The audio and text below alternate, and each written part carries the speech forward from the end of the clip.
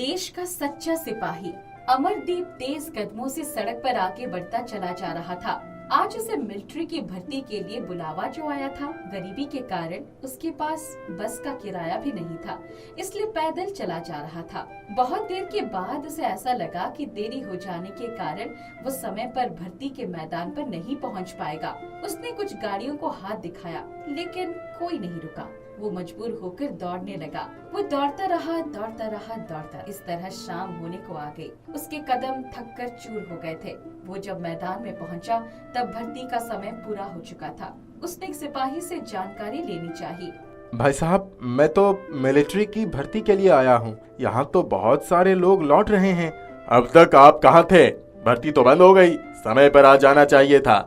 अमरदीप मन ही मन पछताने लगा। उसे आज अपनी गरीबी पर रोना आ गया। उसके सामने उसके मजबूर बुजुर्ग माता पिता का चेहरा वो बोझिल कदमों से लौटने लगा। उसकी नजर वही पास में एक आदमी पर पड़ी जो स्कूटर लेकर इधर उधर घुमा रहा था। वो मैदान के आसपास ही स्कूटर चला रहा था। वो बार बार उस जगह का मुआयना कर रहा था। अमरदीप को उस पर शंका हुई। वो उस पर दूर से ही नजर रखने लगा।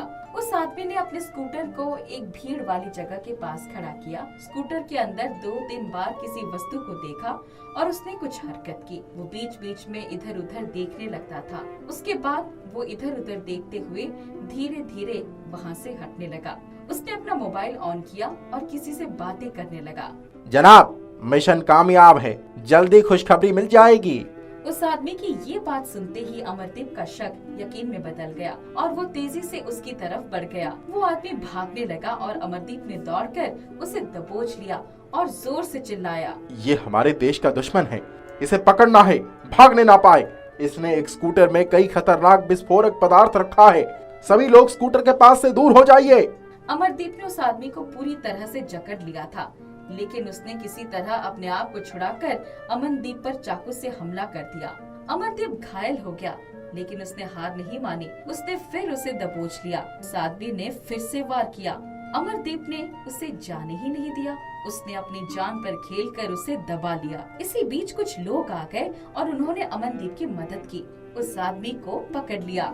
मैं बेगुनाह हूँ, मुझ पर रहम करो, मुझे छोड़ दो। मुझे पूरा यकीन है ये आतंकवादी है। मुझे इस पर पहले से ही शक हो गया था। मिलिट्री के जवान ने उसे पूरी तरह से अपने पकड़ में ले लिया। उसके हाथ पैर बांध दिए गए ताकि वो भाग न सके। वो एक खतरनाक आतंकवादी था। अमनदीप ने सबको स्कूटर के पास से हटने का इशारा पहले ही कर दिया था, इसलिए मिलिट्री वाले लोगों ने सबको उस जगह से दूर करा दिया था। अचानक स्कूटर से बड़ी जोर का धमाका हुआ। स्कूटर के परखच्चे उड़ गए। अमनदीप द्वारा पहले ही सूचित करने के कारण वहां आसपास कोई नहीं था, इसलिए कोई जान हानि नहीं हुई। अमनदीप के सूझबूझ, हिम्मत और बहादुरी के कारण बहुत से लोगों की जान बच गई। मिलिट्री के जवानों ने उस आतंकवादी को पकड़ लिया और अमनदीप की वाहवाही होने लगी। अमनदीप को तुरंत डॉक्टर के पास ले जाया गया। वहां पर मिलिट्री के बड़े अधिकारी भी आ गए थे। उन्होंने अमनदीप को डॉक्टर के पास ले जाकर उसका इलाज कराया। हाथ में पट्टियां लगा दी गई। शाबाश नौजवान, तुमने आज बहुत बड़ा और बहादुरी का काम किया है। तुमने आज अपनी जान पर खेलकर बहुत सारे लोगों की जान बचाई है। तुम्हारी सूझबूझ के कारण सैकड़ों लोगों की जान बच गई है। इस आतंकवादी की योजना विफल हो गई है। इसे तुमने जिंदा पकड़कर बहुत बड़ी बहादुरी का काम किया है। तुम सच्चे हीरो हो। मैं तुम्हें सल्यूट करता हूँ। सर, मैंने एक देश का नागरिक होने का फर्ज निभाया है। इस आतंकवादी की हरकतों से मुझे शक हो गई थी और मैं उस पर नजर जमाया हुआ था। इसके बाद जब इसने मोबाइल पर अपने आका से बात की और मैंने सुना, तब मुझे यकीन हो गया कि ये हमारे देश का दुश्मन है। तुम्हारा नाम क्या है? सर, मेरा नाम अमरदीप है। कहाँ रहते हो और यहाँ कैसे आए? सर, मैं यहाँ से 20 किलोमीटर दूर हमीरपुर गांव में रहता हूँ। यहाँ सेना में भर्ती होने के लिए आया था, लेकिन मेरी किस्मत का दरवाजा बंद हो गया। क्यों? ऐसा क्यों कह रहे हो? सर, मैं पैदल अपने गांव से चलकर यहाँ तक आया। बीच में दौड़ भी लगाई, लेकिन समय पर नहीं पहुँच सका। मेरे आने तक भर्ती बंद हो गई थी। अमरदीप, तुम हमारे देश के लिए सच्चे सिपाही हो। तुम्हें सेना में भर्ती करने से सारे देश को गर्व होगा। तुम्हारी किस्मत का दरवाजा बंद नहीं हुआ है। तुम हमारी सेना के सिपाही बनो। इससे बड़ी बात और क्या हो सकती है? अमरदीप की भर्ती होगी और जरूर होगी। मिलिट्री के अधिकारी ने अमनदीप को तुरंत भर्ती करने का हुक्म दे दिया। अमनदीप का सीना गर्व से तन गया। उसकी भर्ती की प्रक्रिया शुरू हो गई।